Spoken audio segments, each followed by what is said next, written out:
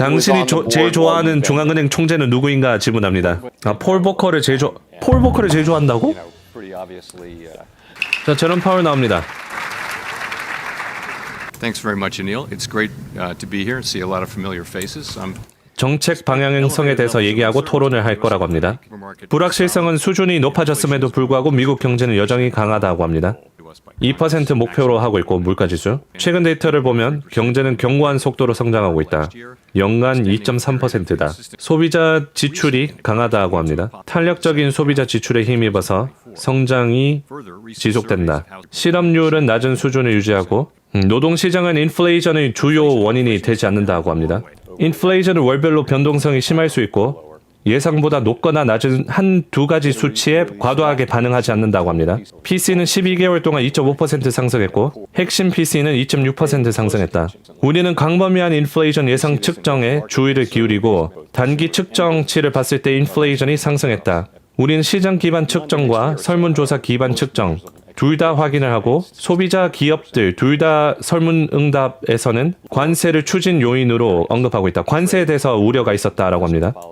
그러나 내년이나 이후의 장기적 인플레이션에 대해 측정은 2% 목표치와 일치한다고 합니다. 자, 새 행정부에 대해서 얘기하고 무역, 이민, 재정정책, 규제 네 가지 영역에서 상당한 변화 정책을 시행하는 과정이 있다고 합니다. 불확실성은 여전히 높지만 신호 그리고 잡음을 분리하는 데 집중하고 있다. 서두를 필요가 없다고 합니다. 더 큰 명확성을 기다릴 수 있는 좋은 위치에 있다고 합니다. 정책은 미리 정해진 방향이 아니기 때문에 노동시장이 빠르게 약화되거나 인플레이션이 더 빠르게 하락한다면 금리 인하를 할 수 있다고 합니다. 미국 경제 참여자들과 Fed Listens 이벤트를 포함해서 미국 경제 참여자들과 얘기를 할 것이고 새로운 아이디어와 비판적인 피드백에 열려 있다고 합니다. 그리고 5월에 워싱턴 연구 컨퍼런스를 개최한다고 합니다. 자, 질문 받는다고 합니다. 가격 레벨이랑 물가 지수에 대해서 대중들이 완전히 이해 못하고 있는 것 같은데 그거에 대해서 설명해달라고 합니다. 지금 인플레이션을 봤을 때 연준 당신들이 보는 물가 지수랑 크게 다르지 않다라고 합니다. 그러니까 가격은 높은데 물가 지수는 낮다 뭐 이런 상황을 얘기하는 것 같습니다. 물가 지수가 떨어졌음에도 불구하고 가격이 높으면 어떻게 할 것인지에 대해 질문합니다. 우리가 물가 지수에 대해서 얘기할 때는 가격의 변화율에 대해서 얘기를 하는 거다. 근데 대중들이 얘기할 때는 가격 레벨에 대해서 얘기한다. 그들이 느끼는 거는 정말 느끼는 감정이다. 그러니까 그들이 말하는 게 맞는 거다. 우리가 인플레이션에 대한 기존에서 생각해왔던 점들을 바꿀 필요가 없다라고 합니다. 자, 이 또 좀 정치적인 질문이에요, 이거는. 자, 경제학자들은 관세가 생기면 물가 지수가 생긴다고 하는데 어제 재무부 장관이 물가 지수로 이어지는 게 아니라 단기 가격 상승으로만 끝난다라고 얘기를 했었다. 하지만 1년으로 보면 어떻게 될 것인지에 대해서 질문합니다. So I think that start with the general thought is that if there's a spike in prices that's a one-time thing. 우리가 정책으로 대응하는 것이 적절하지 않는 것이다. So, you know, if tariffs are imposed, and let's remember, 모두가 관세가 생기면 인플레이션이 생길 거라고 보고 있다. We're still very uncertain about what will be tariffed for how long. 아직 관세가 어떤 게 관세가 될 거고 얼마나 오래 될 거고 그런 거를 모르는 불확실성 단계에 있다. 간단하게 본다면 만약에 가격이 한 번만 그렇게 일어나는 거라면 정책을 안 움직여도 되지만 만약에 계속해서 가격이 오르는 게 보이면 정책을 사용해서 해결할 필요가 있다라는 식으로 얘기합니다. 그러니까 대답에 대한 직접적인 대답은 안 하고 가정을 얘기하면서 만약에 물가 지수가 한 번만 오르면 대응을 안 할 거고 만약에 계속해서 가격이 움직이면 대응을 할 거다라고 얘기합니다. 자, 일회성 가격 급등에 대응하는 것은 적절하지 않다라고 방금 얘기했죠. 그래서 어떻게 대응할 것인지에 대해서 얘기합니다. 잘하는 것 같아요. 저거 대답하면 또 정치적인 대답이 될 수 있으니까. It's because the costs of being cautious are very, very low. You know, we're the economy's fine. 신중함의 비용은 매우 낮다고 합니다. 신중함의 비용은 매우 낮기 때문에 너무 빨리 움직여서 그 비용보다 지금은 지켜보는 비용이 더 낮다라고 얘기합니다. That the government data we get from government gathered data we get from the Bureau of Economic Analysis and the Bureau of Labor Statistics is incredibly important and really the gold standard for data. 우리가 노동통계국에서 얻고 그런 것들은 거의 황금 표준이다라고 합니다. 미국은 경제에서 무슨 일이 일어나고 있는지 추적할 수 있는 능력이 매우 중요하고 미국이 오랫동안 그 데이터를 정확한 데이터를 가지는데 선두를 달려온 분야이고 앞으로 계속 선두를 달려야 된다라고 합니다. 설문조사 응답률이 줄어든 건 사실이다라고 합니다. 그리고 일부 데이터가 더 불안정해졌다라고 합니다. 그래서 다른 쪽으로 측정을 했어야 됐다. 얼마나 많은 사람들이 레스토랑에 가는지, 얼마나 더 많은 데이터를 볼 수 있는지 그런 것들을 모색한다고 합니다. 그리고 최근에 정부 데이터가 좀 불안정하고 있다라는 것도 언급을 했네요. 정부 데이터뿐만이 아니라 사기업 부문 데이터도 얘기하는 겁니다. 팬데믹으로 인해서 얻은 교훈에 대해서 질문하고 그거에 대한 답변을 하는데 아직까지 교훈에 대해서 얘기하기는 이르다고 생각한다고 얘기합니다. 아직 진행 중이니까. So nobody saw the pandemic coming. Obviously, it wasn't reflected in our framework.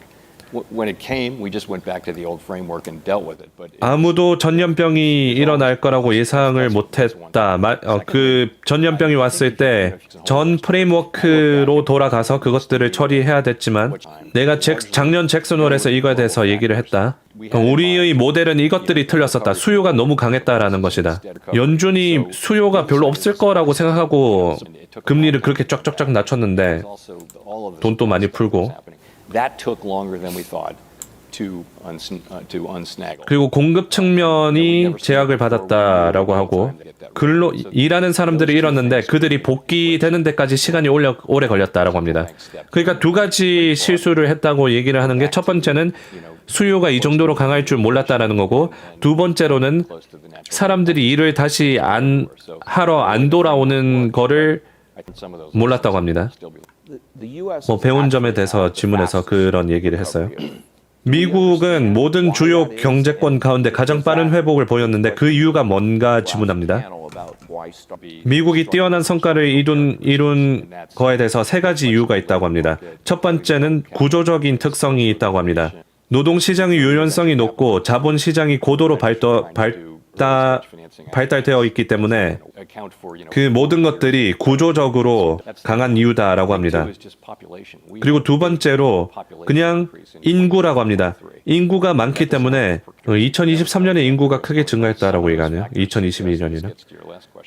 자, 그리고 세 번째로 생산성 폭발에 대해서 정말 상당한 증가를 경험했다고 합니다. 이런 생산성이 크게 올라간 게 정확히 어디서 오는지 알 수가 없다고 합니다.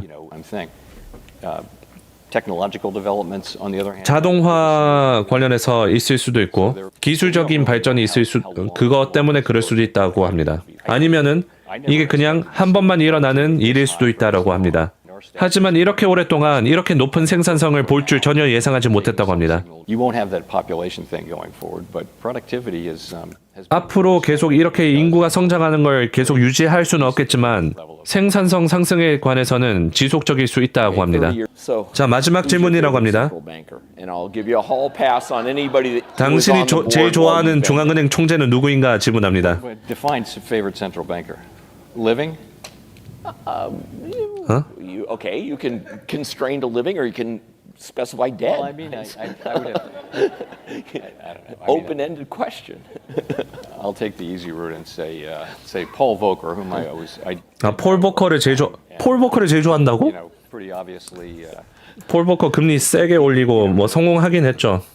In central banking, nobody wants to be working in a central bank when inflation is really high. 누구도 물가 지수가 높을 때 중앙은행으로서 일하고 싶은 사람이 없다. That is the thing. Most of the time for 40 years we haven't had to do that. I'm going to go. 폴 보커가 명확하게 했다. 이제 물가 지수가 높을 때 금리를 올려야 되는 걸 명확하게 했기 때문에 A bunch of experts panels of economists, where you can 대단하고 존경한다고 합니다. answer a bunch of questions. They'll tell you who your favorite economist is, and Jay Powell's favorite economist is Anil Kashyap. Let me tell you, it's a true story. Anyway, well, thank you, and we're so glad that you were able to be here and share your thoughts. And Great. So, Thanks very much. yeah.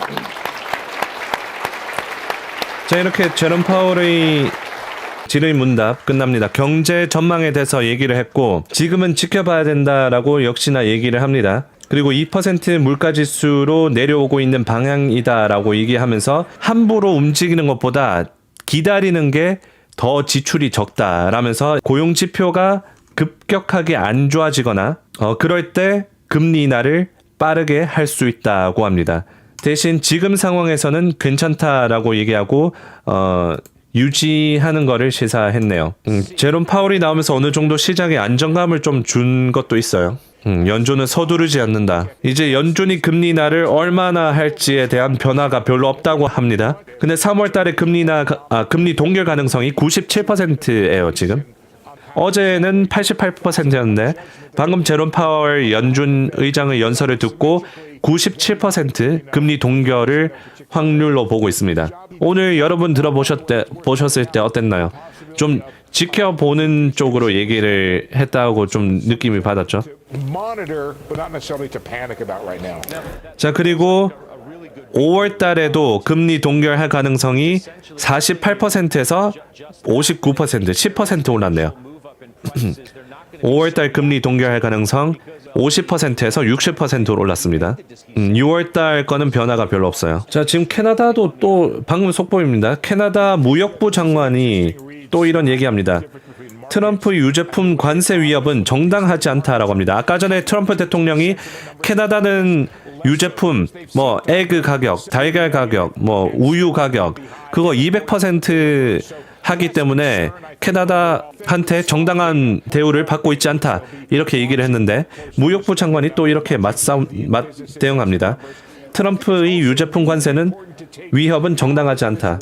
자꾸 싸워요. 근데 이 캐나다랑 미국이랑 계속 다투고 있습니다. 그래서 오늘 트럼프 대통령이 멕시코에 대한 언급은 전혀 없었고 캐나다 다음 주에 그 상호 관세할 수도 있다 이런 얘기를 그런 위협을 했습니다. 이걸로 좀 요약해 볼 수 있을 것 같습니다. 제롬 파월 경제는 괜찮습니다. 우리가 아무것도 할 필요가 없습니다. 자, 채권 좀 떨어지고 채권이 떨어지는 건 안전자산에 대한 수요가 좀 줄어들고 있다는 건데 3대 지수가 좀 올라갈 수 있을지 한번 확인해 보면 좋을 것 같습니다. SNS만 하지 마라. 또 무역부 장관이 저렇게 얘기했다고 또 화 나가지고 이 트루소셜에 느낌표 3개 하면서 안 했으면 좀 좋겠네요. 그러니까 제롬 파월은 인정한다. 지금 시장이 많은 것들이 일어나고 있는 거를 그 부분들을 인정하고 들어갔다고 합니다. 예를 들어서 관세가 많이 일어나고 있는 것들, 불확실성이 많은 것들, 자꾸 이런 불확실성, 캐나다 관세 한다고 했다가 안 한다고 했다가 자고 일하면 또 뭔가 바뀌어져 있고 그런 것들에 대한 불확실성을 인정하고 들어갔다고 합니다. 이제 시그널이랑 노이즈랑 그거를 분류하는 거를 하고 있다라고 했기 때문에 지금 트럼프 대통령이 예를 들어서 관세에 대해서 얘기하면서 오르고 떨어지고 이런 노이즈 그런 것들과 시그널, 신호와 분리하는 작업을 하고 있다고 합니다. 일단 관세를 올렸을 때 일단 그거를 지나가도록 놔두고 그 영향을 보고 대응하겠다라고 얘기를 합니다. 왜냐면 이 관세도 불확실성이 많은 게 캐나다 최근에 25% 했다가 내일 아니면 오늘 그 상호 관세를 할 수 있다 이러고 있으니까 일단 지나가게 놔두고 그 영향을 보고 연준은 대응하겠다. We just watched. You saw live and in person. Was a relaxed Jay Powell. 릴렉스드 Jay Powell 또 제롬 파월이 여러분 오늘 어떻게 느껴지셨어요? 좀 긴장하고 막 텐스한 그런 제롬 파월 보셨나요? 아니면 좀 릴렉스하고 뭐 자유롭게 얘기하고 그런 제롬 파월 봤나요? No sense of panic. He made a couple of jokes. There were some funny lines. The crowd laughed. Do you think part of this market I feel like is coming back because 그렇게 약간 농담도 하고 사람들 청중들도 웃고 한 거 그런 텐션이 있는 그런 제롬 파월이 아니라 릴렉스하고 그냥 지금 뭐 상황 잘 되고 있으니까 경제 좋고 뭐 이제 상황 보고 뭐 대응해 주겠다 약간 이런 제롬 파월을 본 것 같긴 합니다. Or when inflation was low and you had to figure 그러니까 해야 될 게 명확하게 보여서 그런 걸지도. that out. 지금 제롬 파월이 뭔가를 하는 게 아니라 행정부에서 어떻게 하는지에 따라서 대응을 하면 되는 거니까 제롬 파월은 좀 편한 거죠. 이제 그냥 어떻게 되는지 보고 대응을 하면 되니까. 암호화폐 연설까지 20분 안 남았네요. 자, 채권은 계속 떨어지고 있고 위험 자산은 이제 3대 지수가 양전했습니다. 비트코인은 88,000 라인에서 좀 유지를 하고 있고 오늘 그 얘기했던 것 중에서 핵심 중 하나 또 얘기하자면 제롬 파월도 언급을 했습니다. 이 최근에 인플레이션 예상치가 이렇게 쫙 올라가는 거 이거 노이즈가 있을 수 있다. 최근에 그 데이터들이 이제 설문조사 응답률도 낮아지고 그렇기 때문에 다른 지표들도 모색을 해야 된다, 하고 있다라고 얘기를 했습니다. 그래서 이 미시간대 물가지수가 최근에 굉장히 높게 나왔어요. 그것 때문에 시장이 좀 우려하기도 했고 최근에 그 연준 지표들 나오는 거 보면 물가지수 예상치 잘 잡혀져 있다라고 얘기합니다. GDP now 이거 연준에서 보는 거거든요. 물론 변동성이 큽니다. 그런데 최근 GDP now가 마이너스 1.5에서 마이너스 2.7인가까지 떨어지고 계속 이 GDP 성장률이 떨어지는 도중에 오늘 골드맨삭스도 이 리포트를 내놨죠. 2025년 미국 GDP 성장률 예상치를 2.2%에서 1.7%로 낮췄다. 골드맨삭스. 애틀랜타 GDP now랑 골드맨삭스 GDP 성장률 예상치랑 또 다른 투자 기관들 예상치 계속 좀 지켜봐야 될 것 같습니다. 이거는.